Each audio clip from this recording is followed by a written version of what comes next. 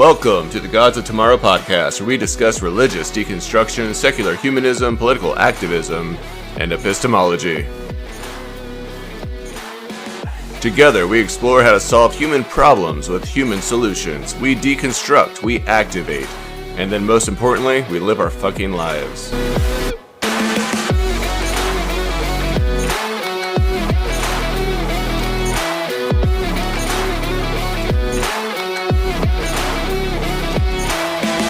I am your host, Josh Raw, and you are the Gods of Tomorrow. All right. Let's do this shit.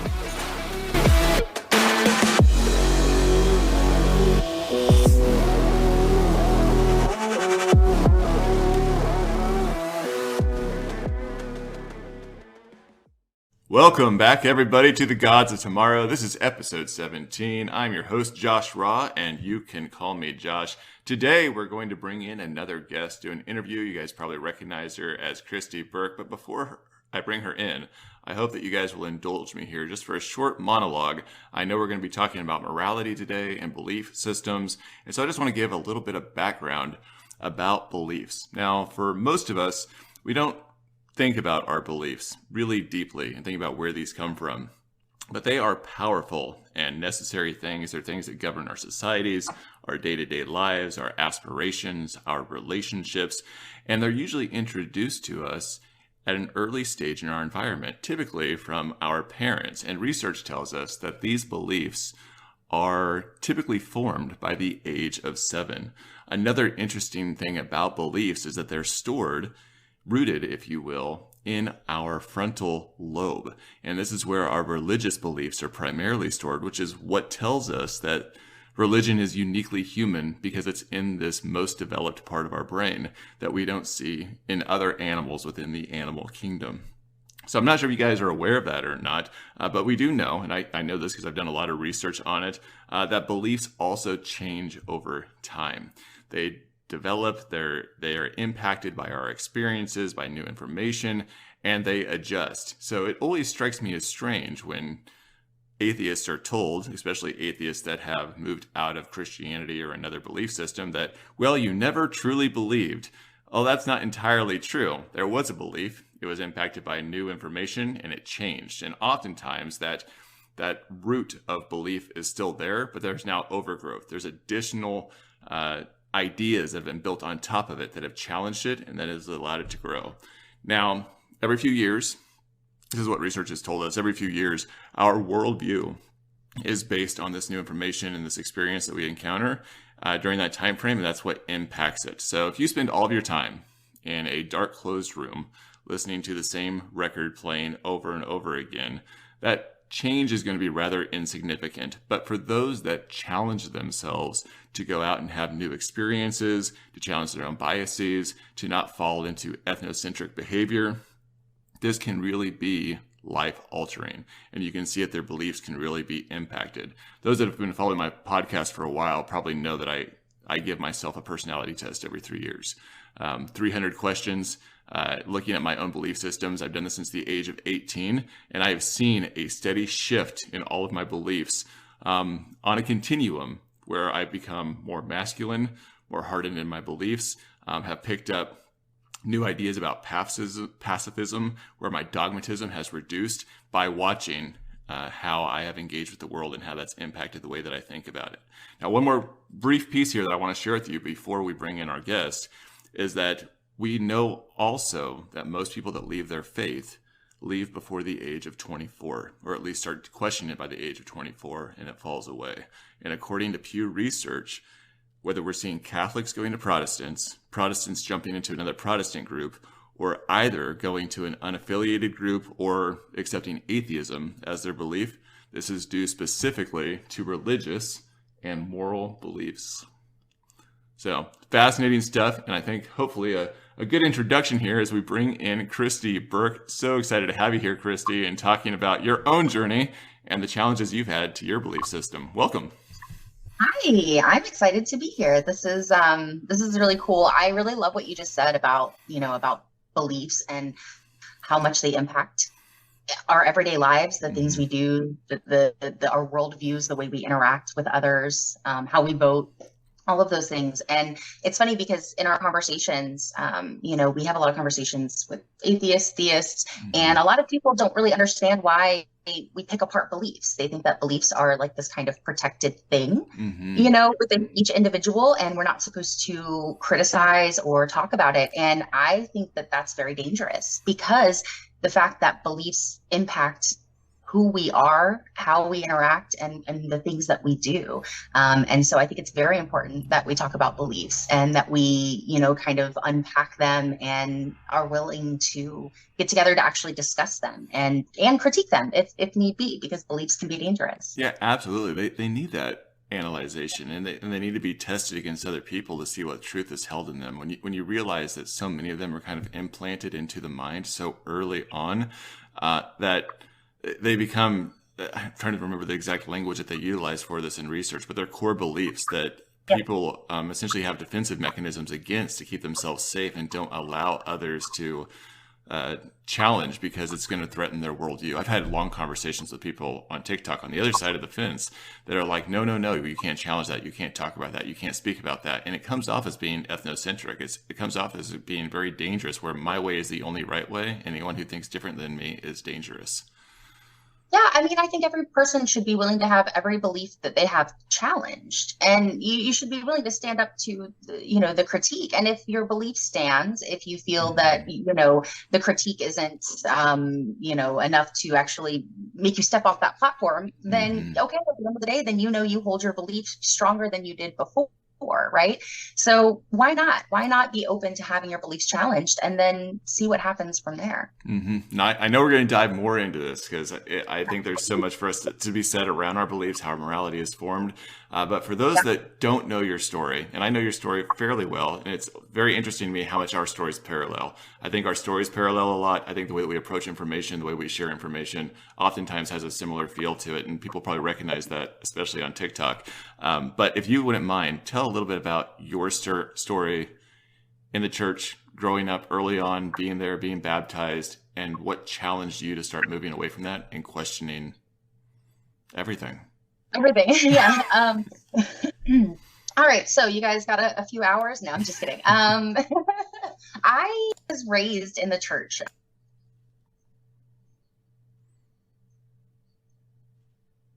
In my family that did not believe in God, follow God, love God. And so I think from the moment that I was born, there were very high expectations placed on me that I was going to be a Christian woman, a godly woman, a wife, a mother, and that was going to be my role, in life. And I don't think that my family ever even saw anything different happening for me. That was just in their mind, that's how it was going to be. And so they raised me in church. I went to church the first week of my life. My grandmother took me, and I was raised in that church for most of my life, up until I was about 18, 19. And at 5 is when I said the prayer and I was baptized. And I think that happens a lot of times in Southern Baptist families. Well, really in any fundamentalist kind of religion, they're all going to kind of get on you as soon as you reach that age of accountability, and they're going to get you to say the prayer and make sure that your soul is saved. And so that's what I did at 5. And I was baptized. And from there on out, I had a semi-normal childhood. I'd say in the earlier years, we weren't super fundamentalist. My household was a little bit more secular. We watched secular movies and listened to secular music, but we were at church every Sunday, every Wednesday. So it was pretty normal up until I was about 14. And that's when I started getting more serious about the faith. When you're raised, I'm the kind of person that when I get into something, I am all in. Like I dedicate myself to it. And so growing up in this church where every week they're telling me Jesus is the only way, this is the only path to happiness. If you go out into the world without Jesus, you're going to be destroyed by Satan and his demons, and you could go to hell. All of these things that they're feeding me on a weekly basis, I'm internalizing. And by the time I was about 14, I got into a situation where I felt like I needed to dedicate my life to this. Like I can't be lukewarm, I can't just half-ass it. I have to dedicate my entire life to it. And that's what I had decided to do. And from then on out, my household became a bit more fundamentalist. I think my parents kind of fed off of me, and Mm-hmm. we continued going to church, and I got involved in missions, and all the stuff that you get into when you get really deep into the sauce. And it was around 17 when I was doing a lot of Bible study, and I had met this guy that I had a crush on from another church, and he and I started kind of courting, and he was a Calvinist and I was not. And for anybody listening that doesn't know what Calvinism is, it's essentially the belief that God picks and chooses who he will save, and he has a plan for them, and that who doesn't get saved, well, it's not their choice. He planned it to be that way. And when I was introduced to that, it shattered everything that I believed about God. I did not think that God would be so cruel as to create people just so he could send them to hell. And I couldn't grapple with that. So I spent months just researching and, asking questions, getting deep into Bible study, spending all of my extra money on, Bible study books, just so I could understand the truth in the gospel. And from then on out, it kind of led me on this huge journey that it's kind of like once you get that little thought in your head, once you have your perception of God shattered, it all just kind of comes crumbling down, and you really can't unsee it after that. And so, I took the next several years on this kind of journey, trying to figure out who God was, where my place was. I tried a different church that was a little more progressive. And then I got to the point where my relationship with God was just so abstract, and I couldn't define it, and I couldn't define the God that I was serving, that I was like, I don't know what I believe. I don't think I believe in any of this anymore. It was a very long journey. It took me years to realize I didn't believe in God. After that, I was probably 22, 21, something like that, before I was like, I think I'm an atheist. Very long. I love your story. I mean, and I don't mean to like systematically break it down, but there's so many elements within it that I think just really. It's hard to condense. Yeah, well, it really speaks to, I think, what it looks like for individuals that do break away. I mean, I've read time and time again where there's been leaders of churches that have said, if you really want to increase our Christian congregation, you have to bring in children underneath the age of 12. They have to be involved. They have to be baptized. They have to know the doctrine. They have to know the gospel. Because if we wait until after the age, of accountability, if you get them up to age 14 or 15, they'll question too much and they won't believe what we believe. And for you and me both, this speaks so interesting, because one of the things I know that you say on YouTube in your story is that your family was more, they attended church more as like a cultural identifier than like a spiritual experience. And my family was the same way. Going to church was a cultural thing. It was a community thing. It was a little bit about status and being involved and image. Yeah, all those things. And I didn't go nearly as often as you did when I was younger, but by the time I hit 14, it was like, I got to take this seriously. I got to break this down. I have to understand it. And I think there's some element there of people that have maybe the personality or the, what's what I'm looking for? Just the mindset at that age. It doesn't matter how early you start them. They're going to start breaking down the materials and really diving in feet first without looking anywhere else. Yeah. I think it does come down to just specific personalities. Some people are just more stubborn than others. Some people are more inquisitive. I was always an incredibly curious child. I'm still an incredibly curious person.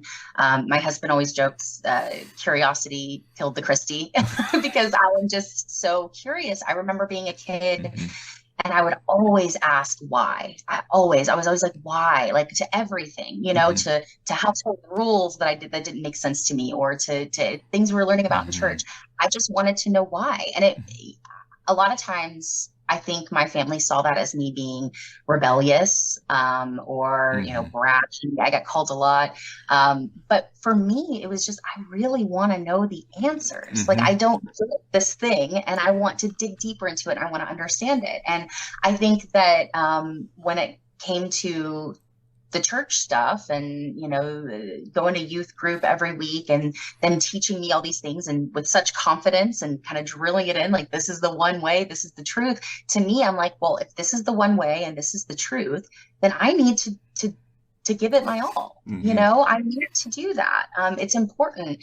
And I think no matter what religion or situation I would have been in, I probably would have done the same thing with anything else. It just, that was the thing that happened to be drilled into me every week. And I didn't want to be one of those lukewarm Christians. I wanted to serve God. I wanted, a relationship with God, and I wanted to be in heaven one day, Yeah. So for me, it was like, well, I have to go all in, and God is always watching me. So, it's not like I can get away with like, Hmm. doing it lukewarm. He's going to know, and then I'll be in trouble. So Yeah, that is actually a thing that hit my heart pretty hard as a Christian, that God really knows the nature of my heart. And if I'm just in it partly and I'm just saying it without really understanding and really knowing and really trusting, am I really a Christian? And so I had to continue pushing myself to know more. And it wasn't good enough for me as a Christian to go to church and have the preacher tell me something, or the pastor tell me something. I didn't know how he got to that answer. I wanted to know, okay, so you gave me the scripture and you had this message come through. What elements led you to that conclusion? And if you're like me, it's not just church that was that way. At one of my first jobs as a behavior specialist, my boss is like, "You're what we call an individual who has an inquisitive mind," because you're always asking me questions. When I was in college, I remember being in my stats class, and my stats teacher was like, "Okay, so you put in these numbers here and you hit this button and it gives you the answer." I'm like, "But what happens if you don't have this? How did you get to that answer? What is the mathematical formula I need to use to do that?" And she goes, "Oh, we don't know that. We just know we click this button." And I'm like, "Well, a 12-year-old could teach what you're teaching right now." no, and it's funny because the church, they don't want you to ask too many Hmm. questions. And it's so funny how often I have conversations like on TikTok, and in my comments, people will say, "You're overthinking it. You're thinking about it too much." Hmm. And I'm like, yeah, I'm an overthinker. Like, that's just, if God made me, he made my brain, and he made me an overthinker. He knew this was going to happen. He should have planned for it. Hmm. But that's just how I am. And, I've tried to fight against it a lot of my life, but now I just kind of give into it. I'm an overthinker. I like to think about Hmm. things. My mind is always just going. And the church does not, they condition you to not be that way, to not ask Hmm. questions. And I see that just in the conversations I have with people when they're like, "Wow, you're thinking about this way too much. You just shouldn't think about it." And I'm like, why? Like, Hmm. what is the point of that? Why would God not want you to think about something too much, Hmm. And so, yeah, maybe it's just my overthinking that makes me a godless heathen. Well, I'm glad that you've embraced it, because now you're able to share so much information with other individuals. I did also want to go back to your experience with one of your first relationships and the guy who was a Calvinist who kind of gave you this information about God picks and chooses. I, for one, after all this conversation, my knowledge of Calvinism is somewhat elementary because I didn't Okay. really experience that. But I do know that this verse comes out of Romans, where Yeah. there's just specifically the line where they talk about, you can't come to God unless He draws upon you. I think the specific verse is something along the lines of, "I'll have mercy on whom I have mercy. I'll be gracious to whom I'll be gracious." That's a hard pill to swallow. It comes down to the fact that God made you inquisitive. He made you asking why. He doesn't want you in heaven with Him. Right. Right. And that right there, that bit of information, it was hard for me to process when I was a Christian. And like I said, I spent months diving into it. I even broke up with my boyfriend, the guy at the time, because I was just I could not believe that God would do that, because I kept thinking, I'm like, well, why am I going out and evangelizing? Why Hmm. am I going on mission trips? If God Hmm. has chosen who he wants to save and who he wants to discard, then my place in all of this is pointless. I can't save someone. I can't help bring someone to the kingdom and keep them from going to hell. I had a lot of anxiety surrounding this concept of hell. And Hmm. that motivated me to do kind of crazy things, like go out into the community and go to the mall and hand out tracts and try to win souls. I was that person going up to Hmm. random strangers trying to convert them, and share the love, because in my mind, everyone around me is going to hell. They're all Hmm. headed there, and it is my job to save them.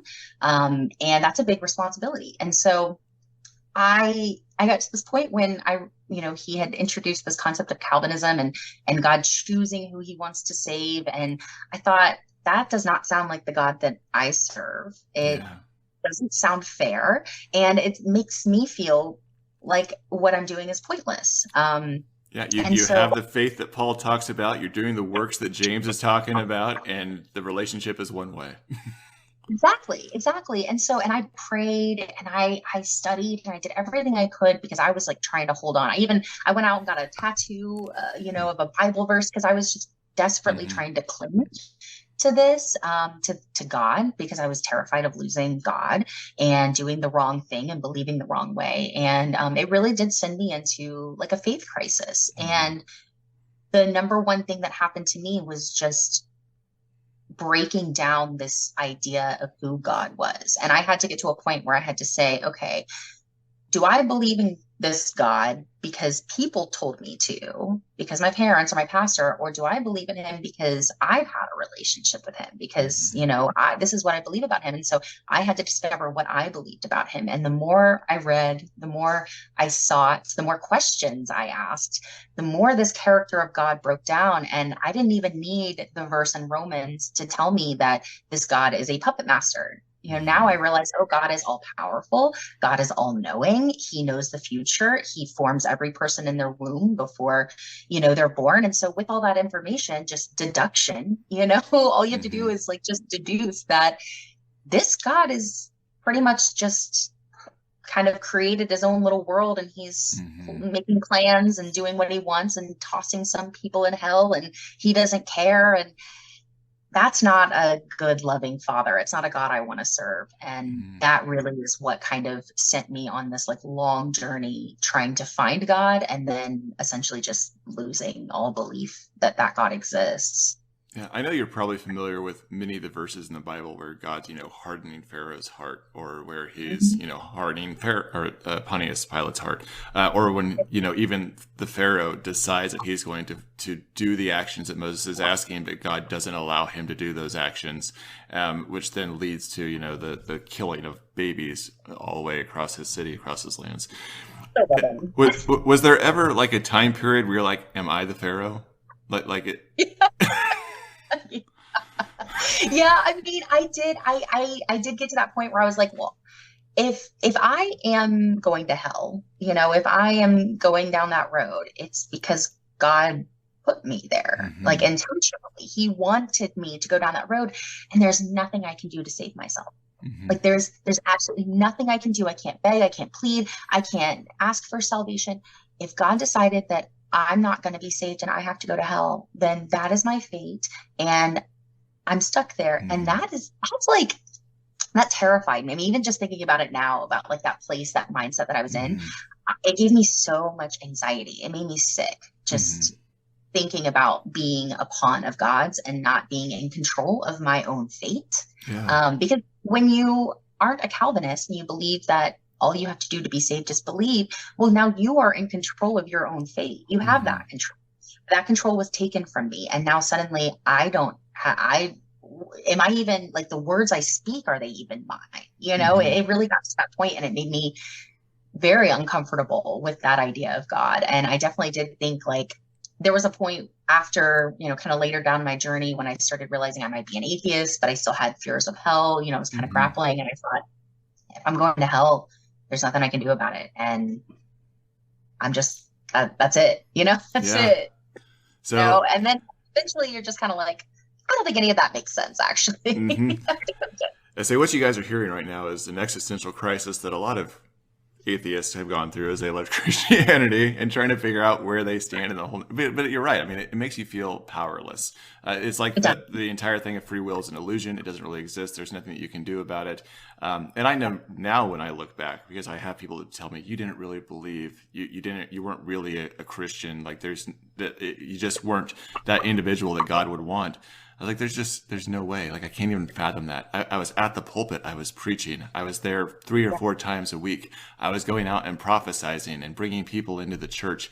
If there was a time for God to like kill me and take me, knowing that I would eventually fall away, that was the time, because I Yeah. could not have been more devout than I was. There was no Mhm. doubt in my mind that there was a God and that he had a son and that he sacrificed himself for my sins. Like, my belief was so solid. There was full trust in that moment. I don't think there could have been any more trust than what I had. And this is what I was getting at earlier, that beliefs do change. Like, at that moment, Yeah. my belief was full. God should have taken me and I would have been fine, because he would have known that I would Mhm. have had experiences down the road that would have altered that belief. Right. Yeah. And it's funny. I've had people tell me, well, God knew you were going to fall away, so he didn't save you in the first place. And I'm just like, this system isn't making any sense, Mm-hmm. and it just doesn't. And for people that when people tell me that I was never truly saved in the first place, that one, it frustrates me a lot, because I think a lot of times in my mind, I'm like, I was more devout than you probably ever have been in your Mm-hmm. life. I know what I went through. And my response to that is always, if I was never saved, that's because God chose not to save me when Mm-hmm. I devoted myself. You guys are telling me all I have to do is believe, all I have to do is trust and have faith and follow God and repent. And I did that over and over and over and over and over Mm-hmm. again for years. So what you're telling me is that in my moments of being genuine and asking to be saved, God chose not to save me, which just falls again right in line with Mm-hmm. Calvinism. So then there's nothing I could have done about it. So then why are you mad? Mm-hmm. This is God's plan. God literally planned it this way. He wants me to not be saved. He wants me to be this godless heathen straight for hell. Mm-hmm. So then why are we upset? This Yeah. is God's plan. This is what he wanted.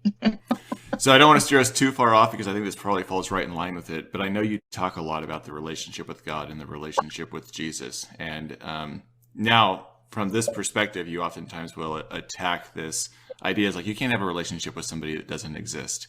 But you yourself and myself, we had a relationship with somebody that didn't exist. And there is a grieving period of losing that relationship and trying to make sense of what that is. Can you talk a little bit about your position with that relationship with Jesus? Yeah, I would say that losing Jesus, losing God, was probably one of the biggest losses of my life. And it took me years to get over that and to not.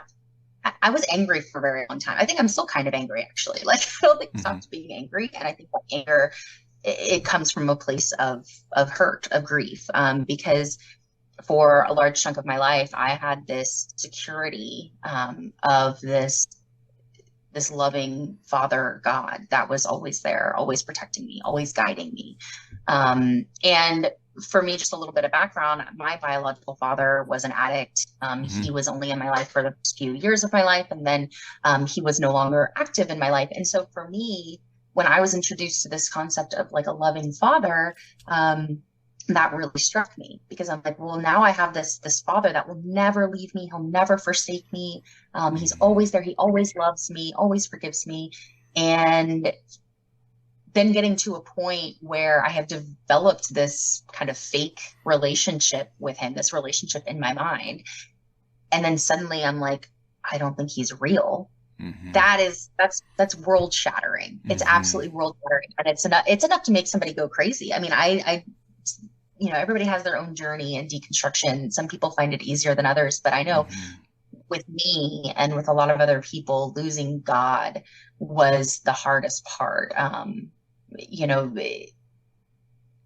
Yeah, I have a lot that I could say about that, but it makes you angry. It makes you very angry and kind of abandoned, Mm-hmm. and there's a lot of emotions that you have to go through when you realize that he might not be there. And I think a lot of people think that we just one day wake up and we're like, I don't want to believe in God anymore. I'm just not going to Mm-hmm. believe in him. And then we just start like living our life of sin. And I don't think those people realize that a lot of us spend months, sometimes even years, just trying to cope with the Mm-hmm. loss of what we thought we had. I just want to tell those people, like, imagine if tomorrow that God that you serve and love was just gone and Mm-hmm. no longer there. How would you feel? Yeah. I Probably appreciate pretty devastating. I appreciate you being vulnerable and sharing that story. And again, there's similarities in your and my story. My own father was abusive, and then he was absent, and there was not that connection there. And even during my deconstruction, at the point that I deconstructed heaven, deconstructed hell, deconstructed the integrity of the Bible, deconstructed the Trinity, deconstructed Jesus, I still believed in God. Like, I still clung on to the God the Father idea for a really, really long time, and continued to be devout and worship and continue to seek him and engage in spiritual experiences, even in church, because of that connection and that relationship, because I wasn't willing to let go or come to terms with the fact that I had created or accepted this creation of an idea and attached myself to it. Yeah. Yeah. No, that's really tough to Hmm. deal with. And some people don't deal with it very well, you know. I know a lot of people who have experienced, a lot of kind of mental health crisis Hmm. just going through that grief. Um, so yeah, I mean, it's definitely one of the hardest parts along the journey is just losing that feeling like you had that connection. Yeah. I know we're getting into the weeds some with this, but you also talk a lot about the deconstruction of the character of God, which I think is pretty evident if you really take a critical look at the Old Testament Mhm. and how that shifts. But when you're taking a critical look at the Old Testament and looking Yeah. at the character of God, do you think that that critical look at who God the Father was helped you deconstruct it and let go of that relationship? That was what got me deconstructed was Hmm. the deconstruction of the character of God. All the other stuff, hell and Jesus and historical, like the biblical inaccuracies and contradictions, all that came so much later after Hmm. I just didn't believe. And that is why I spend as much time as I do on, like on TikTok talking about God. And it's funny because so many people, I think on a daily basis, I'll have multiple comments from people that are like, if you don't believe in God, why do you talk about him? You talk Hmm. about God like you believe in him. Or, they'll be like, wait a minute, I've been following you for a while and I thought you didn't believe in God. Hmm. Because I use a lot of hypothetical, Hmm. arguments, a lot of rhetorical arguments, because I like to come from the premise that, okay, you're telling me that this God exists. Let's start there. I'm going Hmm. to go with the assumption that this God exists. Now, let's talk about this God. Let's talk about what you're saying about him and let's see if this lines up, if Hmm. it makes sense. And to me, I mean, everybody has their own journey. Some people find out that, hell isn't biblical and that's what sparks it. But I know for me personally, just breaking down the character of God, the relationship you're supposed to have with him, how he treats you versus how you're supposed to treat him, the things that offend him, all of that, breaking that down and looking at it with a critical eye, I think is one of the best ways to deconstruct out of it, because God goes from being this loving father God who just wants to Hmm. wrap you in his warm embrace to an actual evil monster. I mean, Hmm. it switches once you start asking questions. The problem is that not enough people are willing to ask those questions because in their mind God is God. He Hmm. made all. He created you. He created the rules. He is the most powerful. He gets the last say. Hmm. Basically, might makes right. He Hmm. is right because he is mighty, and there's nothing you can do about it. Okay, fine. He's so powerful. He's the most powerful entity in the universe. Doesn't mean I Hmm. have to agree with him. It just doesn't. It does not. It's like saying, because the president is the most powerful man in the United States, I have to Yeah. agree with everything it says. No, I Hmm. don't. And if God created me and gave me the brain that he gave me and he does exist, well, then he did a really poor job, trying to save all people, Hmm. because I can clearly see that he is not a God worth serving. And I think anyone with half a brain could see that if they were willing to ask the questions in the first place. But unfortunately, the church kind of puts that wall up and they say, you're not allowed to question God. You're the clay pot. How can the clay pot question his potter? Hmm. Well, I'm not a clay pot. I'm a human being and I have a brain and emotions and feelings, and I'm going to question God. And if he can't stand up to my scrutiny, then is he really that great? Yeah. Yeah. I'm trying to even think about where to begin with all of that because there's so many great things that you said throughout that. I know for myself, one of the things that helped in that process was that I took the books of the Old Testament and I put them down in the order in which they were actually written and not in the order in which they're presented to us. And in doing Okay. that, you can see a transition of God changing through the writings as the conceptualization of who he was changed and how Mhm. it really fit throughout the stories and the laws and the culture that he was being experienced through, which was Yeah. huge. It's like, oh, it's like you can see him adjusting and changing. And I've told people, like, through our time, even in our interpretation of the New Testament, if we were to write a New Testament, we would have another understanding of Jesus, another understanding of God, because even now in our churches, we see it preached differently and interpreted differently Yep. than what we see in the books that are actually presented in front of us. But one of the things that you touched on that I really hope to explore more is this idea of God always being right. Because Christians continuously tell us that God is the most moral. He is the moral example, or God is outside of morality, outside of human morality, and those rules don't apply to him. So why does he give us commands and morals, a divine law, if you will, to follow, if he's outside of that divine law? Is he the Word, or is he not the Word?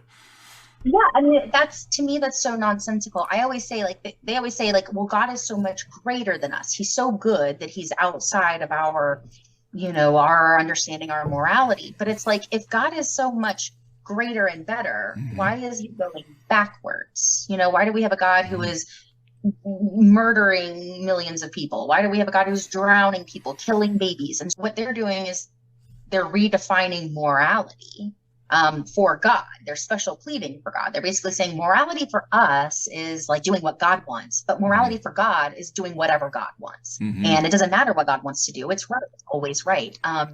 And so until we can even agree on these definitions of these simple words like morality, holiness, things like that, then I don't think we'll ever really get anywhere in that conversation, because we're redefining the words. They're taking morality, they're equating it to power. They're basically saying morality and power are the same thing with God. And that's not true. Usually the more power you have, the less moral you are. That's typically how it goes here on earth, People who are very powerful are often not very moral, right? And if you want power, you're probably not the person that deserves to have the power. And so the fact that that God is just up there saying, I am so great, I am so powerful, all of you worship me, do what I say, and I'm going to do whatever I want, and you have to agree that it's good.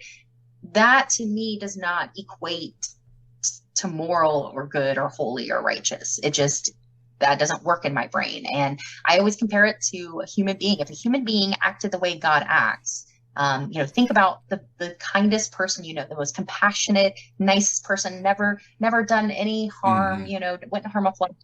What if they told you that you had to do whatever they say and they can do whatever they want? They went around like killing people just because they're so much better than you. They're so much more moral. It doesn't compute. You know what I mean? Like it's not aligning for me. And that's just when you get the Christians that say, well, God is mysterious, he works in mysterious ways. Absolutely. I mean, that was one of my biggest pieces of deconstruction too, is that it's good because God said that it was good, or it's moral because he said it was good. It's not that there's a set law. It's not do not murder. It's do not murder unless God tells you to. Like that is what it came down to, is it's okay in these instances, but not in these instances. And that, I think, was eventually the piece that's just like, I can't do this anymore. Like, I can't determine how to live my life based off of these laws because it doesn't make sense. And the stories you're telling about very much reflect exactly what Calvinism would teach, which is, this is what I get from Christians when I talk about all the babies that were killed or the flood that murdered everybody, etc. They go, well, that was because of sin. God already knew those people were evil and they needed to die. So they never had free will. They never had the choice to change or to choose. God immediately knew who they were going to be. Right. Yeah. And, I think that unfortunately, this doctrine and these teachings are kind of act as an empathy blocker. And so it keeps people from being able to put themselves in the shoes of others, and to actually consider them. And, when I consider things like, like the flood and God just wiping people out, I literally picture like a mother holding her infant child on a rock while floodwaters rise above them and they're gasping for air and then they die. Like, that is what I picture, because I consider the people. And of course, I don't think that really happened. But if you're telling me that really happened and that you serve the God that did that, that is not very good. And so unfortunately, it's that block of empathy. And for me, I feel like my empathy just outgrew my belief. I got to the point where I couldn't look at these stories and these things that God did and that people say were so, it was so great that he did this. I couldn't read those stories that way. Yeah. I read them and I just felt really nasty inside. Didn't feel good. I didn't feel like the God that I'm reading about, I would want to worship. No matter how mighty or great he is, it kind of seems like he uses his power for bad, not good. And so if you just assign everything God does as good, then the word good just becomes obsolete. It becomes pointless. There's no person using the word good if you're just going to say anything God does is good. Yeah. So how do you determine what's good then? now that you are outside of Christianity, you don't have this book of rules to read, which I imagine you didn't really utilize that to determine what to do that was right and wrong. How do you determine your own morality? I think all people, well, most people, there are the exceptions, but I think most people know good when they see it because we are human beings that have Mm-hmm. evolved, with an evolved morality. And we understand that as if you're not harming someone else, then you're probably doing good. Mm-hmm. I've also learned to see things not so black and white, not so good and bad. There's also neutral actions. There are actions that are not good or bad morally. They're just Mm-hmm. neutral. And so, you know, the morality question comes up a lot. I've done a lot of reading on, kind of this idea of science determining our morality, our Mm-hmm. overall desire for well-being, and I think to me that makes the most amount of sense. Morality is subjective. I don't think that there is an objective morality. I Mm-hmm. don't think it's relative either. I think that we can determine what is good and bad and beneficial and not beneficial to our overall mental, emotional, or social Mm-hmm. well-being, right? But that just takes work. Mm-hmm. It takes data, it takes work, and the answers aren't always clear cut. But basically, at the end of the day, if somebody's not being harmed, then nothing bad is being done, right? It really just comes down to that. And unfortunately, with Christianity, and a lot of other religions, but with Christianity specifically, it's what is immoral is what's offensive to God, not Mm-hmm. what's offensive to other people. And in my mind, if it's only offensive to God and it's not offensive to people, then Mm-hmm. I'm not worried about it. Yeah. You can about that, but I'm not going to worry about it. So I do want to give more definition to the word harm because I think when most people hear the word harm, they're thinking about physical harm being done to someone. But I imagine you Yeah. expand that more to emotional, psychological, etc. So are there actions that you see that are taking place that you would identify as being harmful, even from the church towards society? Yeah, indoctrination, just general indoctrination. And that's a lot of people kind of conflate indoctrination with education. Mm-hmm. They'll say, well, the schools are indoctrinating their children, or everybody indoctrinates their children. But that's not necessarily true. Indoctrination is the process of making someone accept some information that you're giving them without questioning it, making them Mm-hmm. feel as though they're not allowed to question it and that it's supposed to be accepted as truth. And I think that is incredibly dangerous. I think Mm-hmm. it is incredibly harmful. If you look up indoctrination on Wikipedia, the very first image that's brought up is an image of Hitler Youth doing a Nazi salute. And so Mm-hmm. that just kind of paints a clear picture of how dangerous indoctrination can be. And unfortunately, it is hard. It's hard to define when you're actually harming someone with religious beliefs. And so that's where like the waters get muddy when you're having the conversations with Christians, because they're like, well, we're just sharing what we believe. We're just teaching our children our values. Well, How is that harmful? and, But and go ahead. to be fair, this is also a challenge.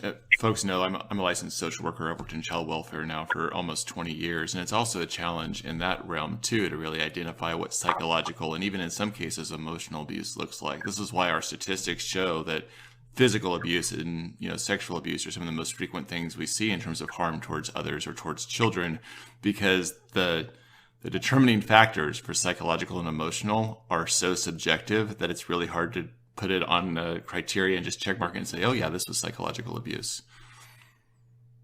I think about that a lot. I think about how we protect children from physical harm, or at least we try to, but we don't focus on psychological harm. And psychological harm can last as long, if not longer, sometimes as physical. Mm-hmm. Um, and that damage can be a lifetime. It can destroy a person. And it's really difficult to pinpoint. And I don't know that there is any kind of a solution to that other than just continuing to raise awareness and get people Mm-hmm. to ask more questions about what they believe so that they can break free from the things that harm them and other people, right? I don't Mm-hmm. think that there is any kind of systemic or structural kind of approach we can take to undoing or preventing all this psychological damage done in the church and in Christian Yeah. homes.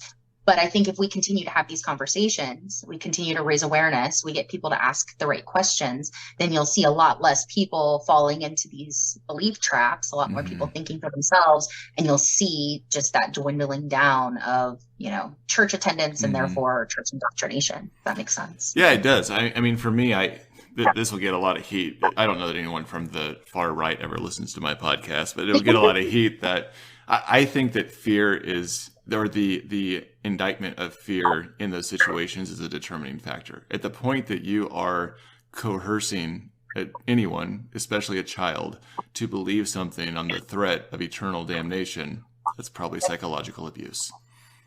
Yeah, I think that's a great factor. I think that's a good point. Indoctrination, unfortunately, that it's paired with fear. That's kind of the main component of the indoctrination, because the reason you feel you can't question is because you're afraid of what might happen if you do. And it's one thing to teach children, this is what I believe. I think God is real. I think God loves us all. I think we should pray and he can guide us.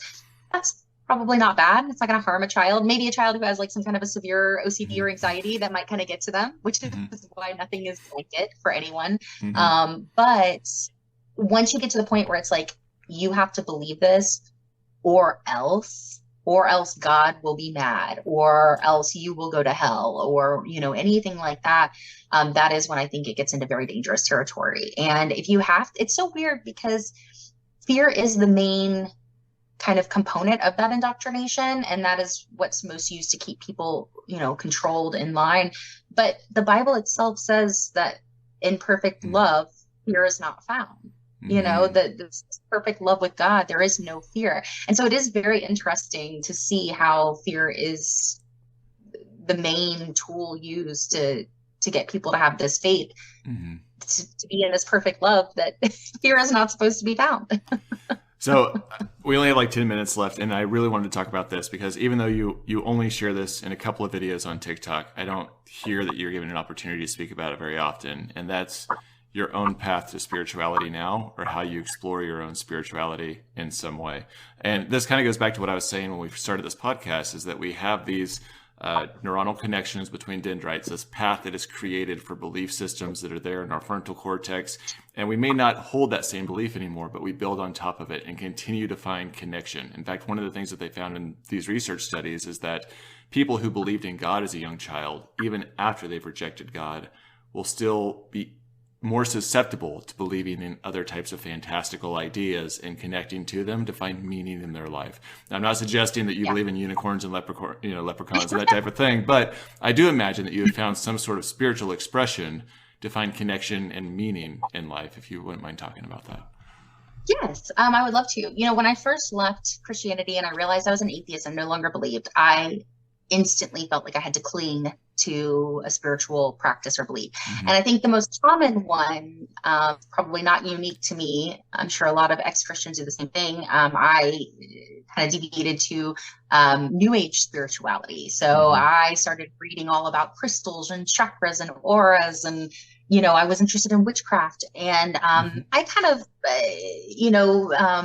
teetered on that for a couple of years until I got to the point where I was like, I don't like, there's not a reason to believe in any of this stuff. Like, it's not scientific.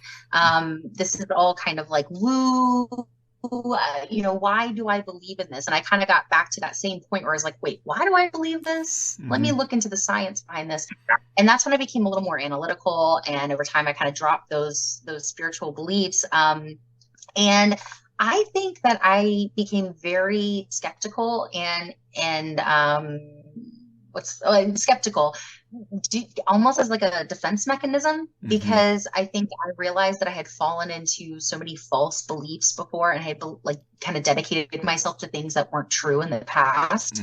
And I got to the point where I was like, I think I need to just not believe things, before I have like good proof for them. But I also realized that you can kind of become a little too analytical, a little too steeped in realism, and not be open-minded about the possibilities. And so now I've kind of gone backwards a little bit. And now I'm at the point where I don't believe things that I haven't been proven to be true, but I like being open to imagining all of the possibilities and imagining that there might be some kind of a source, that I can connect to. Or maybe, and this is kind of where I've fallen these days, is we are all universally connected. Maybe we are all our own gods. Maybe we are as ancient as we can imagine, and we have all of these, past lives that we lived, and we put ourselves in these little simulations that we live, and then move on to the next level and meet back up afterwards. And who knows, and so I just like imagining the possibilities, and I find that I get my spirituality through nature, through hiking, climbing mountaintops, just sitting with the trees on the grass in nature and connecting to myself. And if I am connecting to something greater than myself, I don't think that thing or that source or that energy cares that I label it or that I worship it or pray to it. I think that the purpose is to just live and to experience whatever I experience, and not have to constantly seek purpose or meaning, but to just live in the moment. I think that's my purpose, is to just live. If we were in person, I'd give you a hug. I had somebody ask me, I don't even know, maybe a year ago when I first started on TikTok, and they're like, well, if this isn't the purpose, then what's the purpose of life? And I was like, purpose of life is to experience life. And they go, it's not that just simple. Live it. I was like, it is that simple. You're just supposed to experience life. I'll give a little plug here. This isn't anything to do with like religion or spirituality, but the book, The Midnight Library, have you read it? I just finished it on Audible, and that's kind of the whole purpose of the book, is just teach you how to just live. Life isn't about finding purpose or meaning. It's about just living. And I recommend it to anybody listening. The Midnight Library, fantastic book that will really kind of drill that point home. I love it. Well, Kristi, thank you so much for hanging out with us. If you could let people know where they can connect with you, learn more about your story, or maybe explore some of the research that you've done on these topics. Yeah, look me up on TikTok, YouTube. Also, I'm trying to get back to that, but all of my stuff right now is on TikTok, Kristi.Burke. Very easy to find me. If you look me up on YouTube, that'd be great too. And hopefully after the first of the year, I'll be getting some more videos up there. All right. Sounds great. Thanks again, Kristi. And thanks everyone for hanging out with us today. I appreciate you taking the time and listening to our conversation. As always, go out, be the best version of yourself. Just imagine what the better version looks like you. Who are you going to be tomorrow, 10 years from now, and embody that sentiment today. And as always, do what the fuck you will.